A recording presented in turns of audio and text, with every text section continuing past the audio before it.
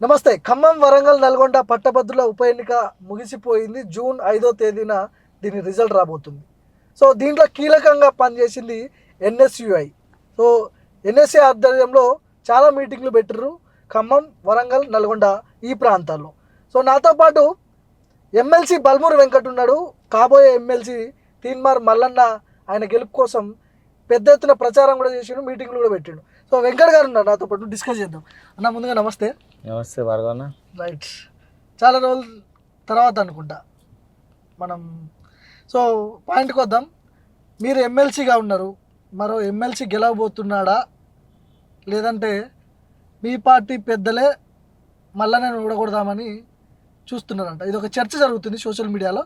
Clarity ఇచ్చే ప్రయత్నం ఏమైనా చేస్తారా? 100% తీన్మార్ మల్లన్న కోసము కాంగ్రెస్ పార్టీ ప్రతి కార్యకర్త, ప్రతి నాయకుడు మల్లన్న గెలవాలి. కాంగ్రెస్ పార్టీ ఏదైతే ప్రకటించిన అభ్యర్థి గెలుపు కోసం అందరూ కూడా కృషి చేశారు. శాయశక్తుల వాళ్ళు ప్రయత్నించడం జరిగింది. ఆ ప్రయత్నం కూడా నిన్న ఓటింగ్ శాతంలో ఓటర్స్ ఓటేసినప్పుడు చాలా స్పష్టంగా ముఖ్యమంత్రి గారి పరిపాలన తీరు చూసి, ఏదైతే సంబంధించి కాంగ్రెస్ పార్టీ మేనిఫెస్టోని చూసి మల్లన్న గెలుపు కోసం అందరు కృషి చేశారు. 100% నాకు సంపూర్ణ నమ్మకం, విశ్వాసం ఉంది. ఓకే, ఏదైతే 5వ తారీఖున వచ్చే ఫలితాల్లో ఫస్ట్ ప్రయారిటీ ఓటింగ్లోనే తీన్మార్ మల్లన్న ఎమ్మెల్సీగా గెలుస్తారు. సో నేను ఎందుకు ఈ క్వశ్చన్ అడగాల్సి వస్తుంది అంటే, ఒక పేపర్లో రాసిరు, ఈరోజే చూసిన నేను. తీన్మార్ మల్లన్నకు షాక్, నమ్మించి దెబ్బతీసిన కాంగ్రెస్ పెద్దలు, ఎమ్మెల్సీ పోలింగ్లో మల్లన్నకు వ్యతిరేకంగా కాంగ్రెస్ ఓట్లు. ఏ పేపర్ అన్నది? అశోక్ వెనుక ఉన్నది కాంగ్రెస్ పెద్దలైన, అంటే అశోక్ సార్ని ఇండైరెక్ట్ గా మీరు ప్రోత్సహిస్తున్నారు. ఏ పేపర్ అది? చెప్తా. గతంలో రేవంత్, ఉత్తమ్ కుమార్ రెడ్డిని తీవ్రంగా దూషించిన మల్లన్న కాంగ్రెస్ లో ఉంటూనే నేతలపై విమర్శలు. ఎమ్మెల్యే, ఎంపీ టికెట్ ఆశించిన మల్లన్న ఎమ్మెల్సీ ఇస్తామంటూ చెప్పి పార్టీ పెద్దలు చెప్పారంట, ఓడించేందుకు టికెట్ ఇచ్చారంటూ ప్రచారం. సో ఒక పేపర్లో వచ్చింది, తెలంగాణ న్యూస్ లైన్ అని ఉంది ఇక్కడ. అన్నా ఇప్పుడు చాలా స్పష్టంగా ప్రభుత్వం వచ్చినాక ఈ గ్రాడ్యుయేట్ ఎలక్షన్స్కి లాస్ట్ టైం మల్లన్న కూడా పోటీ చేసినారు కాబట్టి ఆ టికెట్ని మల్లన్న గారు ఏదైతే సంబంధించి ఎక్కడైతే పోయిందో అక్కడనే తిరిగి సాధించుకునే ఒక సంకల్పంతో మల్లన్న గారు కూడా ఉండే. సో వారికి చెప్పి కాంగ్రెస్ పార్టీ అభ్యర్థిగా ప్రకటించి ప్రతి చోట కాంగ్రెస్ పార్టీ ఎక్కడైతే శాసనసభ్యులు ఉన్నారో శాసనసభ్యులు, ఓడిపోయిన వాళ్ళు ఉంటే కాన్స్టిట్యున్సీ ఇన్ఛార్జ్లు, నాసొంటి ఏదైతే ఎమ్మెల్సీ, అదేవిధంగా విభాగాల రాష్ట్ర అధ్యక్షులు, ఆ సంబంధించిన ప్రతి చోట కూడా ఇన్ఛార్జ్లను నియమించి మంత్రులు స్వయంగా వచ్చి మల్లన్నని గెలిపించాలని చెప్పి గ్రాడ్యుయేట్స్ అందరూ కూడా అప్పీల్ చేయడం జరిగింది. ముఖ్యమంత్రి గారు పర్సనల్గా మానిటర్ చేసి ఏదైతే సంబంధించి సిపిఐ, సిపిఎం, టీజీఎస్, ఆప్స్ అంటే వేరే ఇతర పార్టీల వాళ్ళ పెద్దలతో కూడా మాట్లాడి వారి మద్దతు కూడా కోరి సంపూర్ణ మద్దతు, దాంతోపాటు ఏదైతే సంబంధించి జూనియర్ లెక్చరర్స్ అసోసియేషన్స్ కానీ ఇతర అసోసియేషన్స్తో మాట్లాడి కంప్లీట్ మానిటరింగ్ సిస్టమ్ చేస్తూ మల్లన్న గెలుపు కోసం అందరం శాయశక్తుల కృషి చేసి కష్టపడి మల్లన్నకి ఏదైతే సంబంధించి పని చేస్తే ఉద్దేశపూర్వకంగా ఏదైతే మా మధ్యలో మాకు చిచ్చు పెట్టనీకి, ఏదైతే కల్వకుంట్లకి తారక రామారావుకి సపోర్ట్ చేస్తున్న కొన్ని పేడ్ మీడియా, కొన్ని ఛానల్స్, కొన్ని పత్రికలు ఏదైతే ఉద్దేశపూర్వకంగా వాళ్ళు స్థాపించినాయి, వాళ్ళు ఏదో తప్పుడు ప్రచారం చేస్తారు తప్ప అభ్యర్థిగా నిలబడ్డ మల్లన్నకి సంపూర్ణ నమ్మకం ఉంది. అందరు కలిసి పనిచేస్తారని, మల్లన్న తప్పనిసరిగా గెలుస్తాడు, గ్రాడ్యుయేట్స్ అందరూ కూడా మల్లన్న వైపు ఉన్నారని సంపూర్ణ నమ్మకం, విశ్వాసం మాకుంది. ఉద్దేశపూర్వకంగా ఎవరన్నీ కొట్లాటలు పెట్టే ప్రయత్నం చేసినా మేమంతా కుటుంబ సభ్యులు.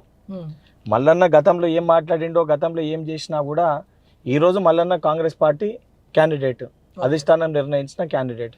మేము కానీ నాసొంటి కాంగ్రెస్ పార్టీ ఉన్న మేమందరం కూడా ఎన్ఎస్ఐ బ్యాక్గ్రౌండ్కి వెళ్ళి మేము పార్టీకి విధేయులం. కాంగ్రెస్ పార్టీ అధికారంలోకి అసలు వస్తుందా అని చెప్పి అనుమానం ఉన్నప్పుడే మా ప్రాణాలని పనంగా పెట్టి మేము కొట్లాడినాం. పార్టీ సిద్ధాంతాల మేరకు పార్టీని పెట్టుకొని పార్టీ తరఫున మేము కొట్లాడినాం, ప్రజల సమస్యలపైన పోరాటం చేసినాం. ఈరోజు పార్టీ ఒక నిర్ణయం తీసుకున్నప్పుడు నికార్సైన ప్రతి కాంగ్రెస్ పార్టీ కార్యకర్త ఆ నిర్ణయానికి కట్టుబడి ఉంటాడు అండ్ సంపూర్ణంగా శాయశక్తుల పని చేయడం కూడా జరిగింది. ఆ పనికి ప్రతిఫలం కూడా మీరు 5వ తారీఖున చూడబోతారు. సో మీరు హార్ట్ఫుల్ గా పనిచేశారు, 100% మీరు చేశారు. ఓకే, కానీ బల్మూరి వెంకట్ అంటే నేను ఒక్కరిని కాదు, ఇది బల్మూరి వెంకట్ ఉద్దేశించి ఎన్ఎస్ఏ గురించి కూడా చెప్తలే. ప్రతి కాంగ్రెస్ పార్టీ కార్యకర్త, కాంగ్రెస్ పార్టీ సభ్యత్వం ఉన్న ప్రతి వ్యక్తి మల్లన్న గెలుపు కోసం కృషి చేయడం జరిగింది. నల్గొండలో, ఉమ్మడి నల్గొండ జిల్లా వ్యాప్తంగా కోమటిరెడ్డి బ్రదర్స్ హవా నడుస్తుంది. గతంలో ఇదే కోమటిరెడ్డిని సో అనరాని మాటలు అన్నాడు, అదే క్యూనిస్ వేదికగా. అవన్నీ మనసులో పెట్టుకొని పర్సనల్ తీసుకుంటే పరిస్థితి ఏంది? భార్గవన్న నీకు విషయం చెప్తా. ఇప్పుడు ఎవరన్నా కూడా ఒక్కొక్క సమయంలో ఆ రోజున్న పరిస్థితుల రీత్యా ఆ రోజున్న వాళ్ళకి అనిపించిన తీరు బట్టి వారు మాట్లాడతారు. మల్లన్న గతంలో కూడా ఏదైతే సంబంధించి ఆ రోజు కాంగ్రెస్ పార్టీ నిజంగా ఏదో తప్పు చేసిందని చెప్పి భావించి తను మాట్లాడడం జరిగింది, ఇతర పార్టీలో తను చేరడం జరిగింది. దాని తర్వాత తన తప్పును తను తెలుసుకొని కాంగ్రెస్ పార్టీ సోనియమ్మ తెలంగాణ రాష్ట్రాన్ని ఇచ్చిందని చెప్పి అవన్నిటినీ యాక్సెప్ట్ చేస్తూ కాంగ్రెస్ పార్టీలో సభ్యత్వం తీసుకొని కాంగ్రెస్ పార్టీలో చేరిన తర్వాత ఆయన యాక్సెప్ట్ చేసిండు.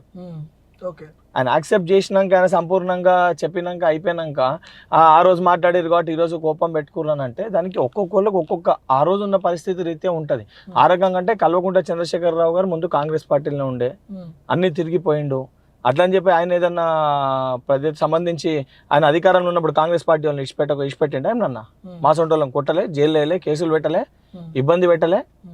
ఆ సంబంధించిన ఆ రోజు దాన్ని ఏదో పాత తీసుకొని వచ్చి మళ్ళీ ఆ రోజు ఉంది కాబట్టి ఈరోజు కోపం పెట్టుకున్నట్టు ఇంకోటి పార్టీ ఒకసారి నమ్మి పార్టీ కండువా కప్పి ఆ పార్టీ సభ్యత్వం ఇచ్చినాక ఆయన మా పార్టీ కార్యకర్త, ఆయన మా పార్టీ వ్యక్తి అండ్ పార్టీ నిర్ణయం అధిష్టానాన్ని ధిక్కరించే వ్యక్తి ఏ ఒక్క కార్యకర్త కూడా అధిష్టానం ఒక నిర్ణయానికి వ్యతిరేకంగా పనిచేయడం జరగదు. కానీ అక్కడ ఆ ప్రాంతంలో ఎమ్మెల్సీగా ప్రతిపక్ష పార్టీకి సంబంధించిన అంటే బీఆర్ఎస్ పార్టీ 2 సార్లు గెలిచింది అక్కడ ఎమ్మెల్సీగా. సో ఇప్పుడు అధికార బీజేపీ పార్టీ అభ్యర్థిని పెట్టిరు వాళ్ళు. ఇప్పుడు సో మీరు ఎట్లా అని చెప్తారు కానీ మేము చెప్పుడు కదా వాస్తవం కదా. ఇప్పుడు మల్లన్న విషయంలో నువ్వు అది మాట్లాడినప్పుడు మొన్నటిదాకా ఉన్న రాకేష్ రెడ్డి బీజేపీ పార్టీలో ఉండి బీఆర్ఎస్ ని విమర్శించిన వ్యక్తి ఈ రోజు బీఆర్ఎస్ పార్టీ క్యాండిడేట్ అయినప్పుడు నువ్వు మీరు ఎన్నన్నా చెప్తారని అంటావు. అంటే ఇప్పుడు ప్రాబ్లం ఏదొచ్చింది, మల్లన్న అనే వ్యక్తి పైన ఉద్దేశపూర్వకంగా బీజేపీ పార్టీ వాళ్ళు మల్లన్నని తిడతారు. సోయి లేదా మరి వాళ్ళు కండువా కప్పినప్పుడు, వాళ్ళు అమిత్ షా కండువా కప్పినప్పుడు తెలియదా మల్లన్న ఏందో? ఏదైతే ఇదే కల్వకుంట్ల తారక రామారావు మల్లన్న గురించి మాట్లాడతారు, మరి ఇదే మల్లన్న గురించి నిజంగా మల్లన్న తప్పు చేసింటే తీన్మార్ మల్లన్న అనే వ్యక్తి తప్పు నిజంగా నువ్వు 10 సంవత్సరాలు అధికారంలో ఉన్నావు, ఏ ఒక్క ఆధారాలని బయట పెట్టి లోపల ఎందుకు పెట్టలేకపోయినావు, ఎందుకు ప్రూవ్ చేయలేకపోయినావు? ఈ రోజు ఉద్దేశపూర్వకంగా మల్లన్న దగ్గర అన్ని ఆధారాలు ఉన్నాయి. ఈ రోజు అధికార పార్టీలో మల్లన్న ఉన్నాడు, రేపు పొద్దున మల్లన్న ఎమ్మెల్సీ లెక్క గెలిస్తే ఈ ఆధారాలన్నీ కూడా బయటకు వచ్చి మేము కటకట్టాల్లోకి వెళ్లాల్సి వస్తుంది, ఇవి ఇబ్బందికర పరిస్థితులు ఉంటాయని ఉద్దేశపూర్వకంగా ఎన్నడూ లేని విధంగా ఏదో కల్వకుంట్ల తారక రామారావు కానీ బీఆర్ఎస్ పార్టీ కానీ బీజేపీ పార్టీ కానీ ఇద్దరు ఒకటై మల్లన్నని ఓడగొట్టాలనే ప్రయత్నం చేశారు. కానీ వాళ్ళ ప్రయత్నాన్ని గ్రాడ్యుయేట్స్ ఏదైతే యువకులందరూ కూడా తిప్పికొట్టారు. గతంలో కేసీఆర్ ముఖ్యమంత్రి ఉన్నప్పుడు అధికార పార్టీతో పోటాపోటీగా కొట్లాడుతున్నాడని తీన్మార్ మల్లన్నకు మంచి ఓట్లు వేసిర్రు, మంచి రన్నరప్లుగా నిలిచిండు ఆయన. ఈసారి అధికార పార్టీ అభ్యర్థిగా నిలబోతున్నాడు, అక్కడ బరిలో ఉన్నాడు. అధికార పార్టీకి పట్టభద్రులు ఏ విధంగా పట్టం కడతారు అంటే మీకు ఒకటి సంపూర్ణ నమ్మకం విశ్వాసంతో కంప్లీట్ మెజారిటీ ఇచ్చి 64 స్థానాలు మిత్రపక్షంలో ఉన్న మరొక స్థానం కాంగ్రెస్ పార్టీని గెలిపించడం జరిగింది. అంటే సంపూర్ణ నమ్మకంతో పట్టభద్రులు కానీ యువకులు కానీ విద్యార్థులు కానీ తెలంగాణ ప్రజానీకము కంప్లీట్ మ్యాండేట్ కాంగ్రెస్ పార్టీకి ఇచ్చింది. అండ్ మల్లన్న సొంటి వ్యక్తి ఏదైతే సంబంధించి అనేక సమస్యలు ఆయన దృష్టికి గత 10 సంవత్సరాల తెలుసు. ఆ సమస్యలు ఏ విధంగా పరిష్కరించాలి, ప్రజలు ఏమి కోరుకుంటారు కూడా ఆయనకు ఒక అవగాహన ఉంది. సో అసొంటి వ్యక్తి గెలిస్తే 100% ఆ సమస్యలన్నీ కూడా ముఖ్యమంత్రి గారి దృష్టికి తీసుకొని వెళ్ళొచ్చు. తోడుగా అదే శాసన మండలిలో నేను కూడా ఉన్నా కాబట్టి ఇద్దరం కలిసి ఇటువంటి సమస్యలపైన వివరించి మాతో పాటు ఏదైతే సుదీర్ఘ అనుభవం ఉన్న జీవన్ రెడ్డి గారు, మహేష్ కుమార్ గౌడ్ గారు కూడా ఉన్నారు. ఇప్పుడు జీవన్ రెడ్డి గారు ఎంపీ నిలబడరు కాబట్టి వారు గెలిస్తే అక్కడ ఉండరు. మహేష్ కుమార్ గౌడ్ గారు, దాంతోపాటు పట్నం మహేందర్ రెడ్డి గారు ఉంది. సో అనుభవంతో పాటు సమస్యలపైన అవగాహన ఉన్న వ్యక్తులు, దాంతోపాటు ఏదైతే సమస్యలను ఏ విధంగా పరిష్కరించాలి జ్ఞానం ఉన్న వ్యక్తులు అందరూ ఒక చోట చేరినప్పుడు సమస్యల పరిష్కారానికై ఈజీ అవుతుంది. Public end of the day fight చేయడం కంటే సమస్యలు పరిష్కరించేటోళ్ళు సరైన స్థానాల్లో ఉండాలనుకుంటారు. ప్రభుత్వమే సమస్యల్ని పరిష్కరించడానికి సిద్ధంగా ఉన్నప్పుడు ప్రశ్నించే గొంతుకెందుకు? ప్రభుత్వము సమస్యల్ని పరిష్కరించడానికి సిద్ధంగా ఉన్నప్పుడు గతంలో బీఆర్ఎస్ పాలన సమయంలో మన సమస్య ఏందని చెప్పి మంత్రి దగ్గరికి వెళ్ళి చెప్పుకున్నామంటే పోలీసులను అడ్డం పెట్టి కేసులు పెట్టి లాఠీ చార్జీలు చేశారు. ఈ రోజు మీకు సమస్య ఏముంది, సమస్య ఎక్కడుందని చెప్పి తెలిస్తే నేరుగా మీకు అధికారులు, మంత్రులు, ఎమ్మెల్యేలు, శాసన మండలి సభ్యులు నేరుగా ముఖ్యమంత్రి ఇంటికాడికి మీరు పోయినా కూడా లోపల పిలుచుకొని రిప్రజెంటేషన్ అనేది తీసుకుంటారు. ఈరోజు ప్రజాస్వామ్యబద్ధంగా పరిపాలన కొనసాగుతున్నప్పుడు సమస్యల్ని పరిష్కరించగలిగే వ్యక్తులు, సమస్యలపైన అవగాహన ఉన్న వ్యక్తులు సరైన స్థానాల్లో ఉంటే సమస్యలు పరిష్కారం అవుతాయి. ఈ రోజు వచ్చేసి ఏదైతే సంబంధించి 10 సంవత్సరాలు అధికారంలో ఉన్నప్పుడు ప్రశ్నించే గొంతుకలే ఉండొద్దని చెప్పి జైల్లో పెట్టిన వాళ్ళు బయటికి వచ్చి ప్రశ్నించే గొంతుకని గెలిపించారు అని చెప్పి మాట్లాడుతారు. కేటీఆర్ మొన్న అంటున్నాడు తెలంగాణ భవన్లో మల్లన్న గెలిస్తే మరో నయం అవుతాడు అని అంటున్నాడు. ఇప్పుడు కల్వకుంట్ల తారక రామారావు గారు అసెంబ్లీ ఎలక్షన్లో ఓడిపోయినాక ఆయనకి ఫ్యూజ్ అవుట్ అయిపోయింది. ఏం మాట్లాడుతున్నారు, అవగాహన లేకుండా మాట్లాడుతున్నారు. మల్లన్న అనే ఒక వ్యక్తి పైన ఎందుకు కేటీఆర్ అంత భయపడుతుండు? నిజంగా మల్లన్న అనే వ్యక్తి మీరు అన్నట్టు మీరు చేసిన ఆరోపణలు వాస్తవం అయితే 10 సంవత్సరాలు మీరు అధికారంలో ఉన్నారు కదా, యంత్రాంగం మీ చేతిలో ఉంది, పోలీస్ అధికారం మొత్తం మీ చేతిలో ఉంది, మీకు మొత్తం వ్యవస్థ మీ దగ్గర ఉంది. మల్లన్న తప్పు చేసిండని ఆధారాలతో సహా కోర్టులు ఎందుకు ప్రూవ్ చేయలేకపోయినరు? ఓకే, నువ్వు చెయ్యలేక ఇయ్యాల గుర్తుకొచ్చిందా నీకు? ఇవాళ నువ్వు బయటకు వచ్చి మాట్లాడుతున్నావు ఎందుకు? మల్లన్న కాడ చిట్టా మొత్తం ఉంది, రేపొద్దున ఎమ్మెల్సీ అనకి చిట్టా మొత్తం పెడితే శంషల్గూడ జైల్లో డబుల్ బెడ్రూమ్ ఇల్లు రేవంత్ రెడ్డి కట్టిస్తాన్న దానికి ఏదైతే ఇంకో నెల ఆలస్యం కాబట్టి ఇప్పుడే లోపల పోయే పరిస్థితి వస్తున్న భయానికి ఈరోజు మల్లన్న పైన పడ్డారు. ఓకే, సో మొత్తానికి గెలిపించుకుంటారా ఈసారి ఖమ్మం, వరంగల్, నల్గొండ అభ్యర్థి? గ్రాడ్యుయేట్స్ యువకులు మల్లన్నని గెలిపిస్తారు. వాళ్ళకి వాస్తవాలు చెప్పి వాళ్ళకి మేము ఉన్నామని ఒక నమ్మకాన్ని కాంగ్రెస్ పార్టీ మేము సృష్టించింది. జియో 46 ఎక్కడికి పోయిందన్న? జియో 46 మీరే గతంలో మీకు అదే చెప్తున్నా. జియో 46 అంశానికి సంబంధించి మొట్టమొదటి రోజుకెళ్ళి అంశాన్ని ఏ విధంగా పరిష్కరించాలని చెప్పి సంపూర్ణ అవగాహన ఉన్న వ్యక్తిని నేను. ఈ రోజు జియో 46 అంశం పైన కల్వకుంట్ల తారక రామారావు గారు బయటకు వచ్చి మాట్లాడతారు. జియో 46 ని మేము రద్దు చేద్దాం అనుకున్న జ్ఞానం ఉందా? జియో 46 పైన సమస్య తీవ్రంగా ఉంది, ఇది ఇబ్బందికరంగా ఉంది, ఏదైతే మీ పార్టీ ఈ 3 జిల్లాల్లో వీక్ ఉంది, ఇటువంటి జిల్లాలలో పిల్లలు వస్తే నాకు ఇబ్బంది అవుతుంది అని చెప్పి ఉద్దేశపూర్వకంగా కక్షపూరితంగా జియోని తీసుకొని వచ్చారు. అనేక సందర్భాల్లో ఇదే మీ ఛానల్లో ఆ రోజు వేరే ఛానల్లో మీరున్న మీ దగ్గరనే ఎక్స్ప్లెయిన్ చేసిన ఈ సమస్యను ఏ విధంగా పరిష్కరించాలని 100% మేము చెప్పినాం. జియో 46 ని రద్దు చేస్తాము కాంగ్రెస్ పార్టీ అధికారంలోకి వచ్చినాం కానీ మా పార్టీలో కొంతమంది వ్యక్తులు చెప్పడం జరిగింది. 100% చెప్పారు. వినండి, అదే ఇప్పుడు చెప్పినప్పుడు ఇష్యూ చెప్పినప్పుడు కంప్లీట్ గా వినే ఓపిక అన్న ఉండాలి. ఇప్పుడు రాజకీయ నాయకులు మాకు ఓపిక లేకపోతే జర్నలిస్ట్ గా ప్రశ్నించే మీకు కూడా ఓపిక లేకపోతే ఎట్లా? వినండి, దానికి సంబంధించి ఆ జియో 46 అంశం పైన ఉద్దేశపూర్వకంగా ఈ గవర్నమెంట్ పోయే 3 రోజుల ముందు కోడ్ వచ్చే ముందు ఫైనల్ సెలక్షన్ లిస్ట్ పెట్టారు. ఫైనల్ సెలక్షన్ లిస్ట్ పెట్టి విద్యార్థులను సెలెక్ట్ అయిన విద్యార్థులను పెట్టి సెలెక్ట్ కాని విద్యార్థులు ఇద్దరి మధ్యలో చిచ్చు పెట్టి అసలు ఈ ఉద్యోగాలు ఇవ్వకుండా చేసే ప్రయత్నం బీఆర్ఎస్ పార్టీ చేసింది. సో ఈ పరిస్థితులు ఇబ్బందికరంగా ఉన్నాయని చెప్పి వారు న్యాయస్థానాన్ని ఆశ్రయిస్తే లీగల్గా ఇమీడియట్గా సుదీర్ఘంగా ముఖ్యమంత్రి గారి నేతృత్వంలో పూర్తి ఏదైతే ప్రిన్సిపల్ సెక్రటరీ, చీఫ్ సెక్రటరీ, దాంతోపాటు advocate general, additional advocate general, దాంతోపాటు పీపీస్, దాంతోపాటు ఉన్న పూర్తి యంత్రాంగాన్ని ఇంటెలిజెన్స్ డీజీ, 3 పోలీస్ శాఖకు సంబంధించి police recruitment chairman Sridhar Babu గారు, అదేవిధంగా గోదావరిఖాన్ ఎమ్మెల్యే, అదేవిధంగా నాగార్జున సాగర్ ఎమ్మెల్యే, 2 రాజ్ ఠాకూర్ గారు, జైవీర్ గారు, నేను అందరం కూర్చొని 3 గంటల సుదీర్ఘ చర్చ జరిగింది. ప్రెసిడెన్షియల్ ఆర్డర్ ఏంటి, దీన్ని ఎట్లా చేయగలుగుతాం, ఏం చేయగలుగుతాం, ఏ రకంగా మార్పులు తీసుకురావాలి, ఫర్దర్గా కూడా జియో 46 వల్ల ఇబ్బందులు ఏమొస్తాయని చెప్పి అన్నీ ఆలోచించి ఈ సమస్యని పరిష్కరించాలని చెప్పి కేబినెట్ సబ్ కమిటీని ఏర్పాటు చేయడం జరిగింది. దామోదర్ నరసింహ గారితో, పొన్నం ప్రభాకర్ గారితో, శ్రీధర్ బాబు గారితో. ఇప్పుడు మీకే తెలుసు కేబినెట్ సబ్ కమిటీని ఏర్పాటు చేసిరంటే సమస్య తీవ్రంగా ఉన్నప్పుడు ఏ రకంగా లీగల్ కాంప్లికేషన్స్ రాకుండా శాశ్వతంగా సమస్యని పరిష్కరించాలంటే అతిపెద్ద కమిటీ ఏర్పాటు చేసేది క్యాబినెట్ సబ్ కమిటీ. ఏర్పాటు చేసిన 3-4 రోజులకు ఎలక్షన్ కోడ్ వచ్చింది. ఎలక్షన్ కోడ్ అయిపోయినాక 100% మొన్న కూడా శ్రీధర్ బాబు గారు చెప్పారు క్యాబినెట్ సబ్ కమిటీ కూర్చుంటుంది, కూర్చొని 100% ఆ సంబంధించి కేసు చేసిన పిల్లలతోటి కేసు ఏదైతే సంబంధించి కేసు వాదిస్తున్న ఏజీ గారిని కూడా పిలిచి ఏ రకంగా చర్చించి ఉద్యోగం వచ్చిన పిల్లలకి ఇబ్బంది కలగకుండా ఉద్యోగం రాని పిల్లలకి ఏ విధంగా న్యాయం చేయాలి, న్యాయపరంగా ఏవైతే సంబంధించి ఆ సమస్యని పరిష్కరించగలుగుతారో 100% ఆ రకంగా కాంగ్రెస్ పార్టీ ఈ సమస్యని పరిష్కరిస్తారు. సో కట్టుబడి ఉన్నారు 100% న్యాయపరంగా లీగల్ గా ఏ రకంగా ఆ సమస్యని పరిష్కరించగలుగుతామో విద్యార్థులతోటి చర్చించి ఆ సమస్యని పరిష్కరిస్తాము. రైట్, చివరిగా చెప్పండి, బల్మూరు వెంకట్ గారు ఎప్పుడు క్యాబినెట్ లోకి వెళ్ళబోతున్నారు? రేవంత్ క్యాబినెట్ లో ఫస్ట్ ఎమ్మెల్సీగా ఒక విషయం బల్మూరి వెంకట్ అనేటోడు కాంగ్రెస్ పార్టీ కార్యకర్త. నేను అనేక సందర్భాల్లో చెప్పిన ఎమ్మెల్సీ అనుకో కూడా బల్మూరి వెంకట్ నాకు రాహుల్ గాంధీ గారు, రేవంత్ రెడ్డి గారు కానీ మా పార్టీ ఇచ్చిన అతిపెద్ద పదవి కాంగ్రెస్ పార్టీ కార్యకర్త పదవి. ఏదైతే ఆ పదవికి సంబంధించి నేను ఊహించకుండానే నా పార్టీ నా కష్టాన్ని గుర్తించి నాకు ఎమ్మెల్సీగా అవకాశం ఇచ్చింది. సో దీనికంటే పెద్దది నేను ఊహిస్తలేను. ఏదైతే నాకంటే సుదీర్ఘంగా రాజకీయాల్లో ఉన్న ఎంతో మంది ఉద్దండులు రేపు పొద్దున్న ప్రజలకు ఉపయోగపడే వ్యక్తులు ఉన్నారు. అటువంటి వ్యక్తులు నాకంటే వాళ్ళ స్థానాల్లో ఉండాలని కోరుకునే వ్యక్తిని నేను. ఆశించడం తప్పలేదు కదా. నా పార్టీ నాకు తల్లి లాంటిది. ఏ సమయంలో బల్మూరి వెంకట్ని ఏ స్థానంలో పెట్టాలి, 2 కళ్ళు లాంటి మా ముఖ్యమంత్రి రేవంత్ రెడ్డి గారు, అదేవిధంగా ఉప ముఖ్యమంత్రి భట్టి గారు ఉన్నారు, రాహుల్ గాంధీ గారు ఉన్నారు పైన. సో ఏ సమయంలో మాకు ఏది కరెక్టో వాళ్ళే నిర్ణయం తీసుకొని ఇస్తారు.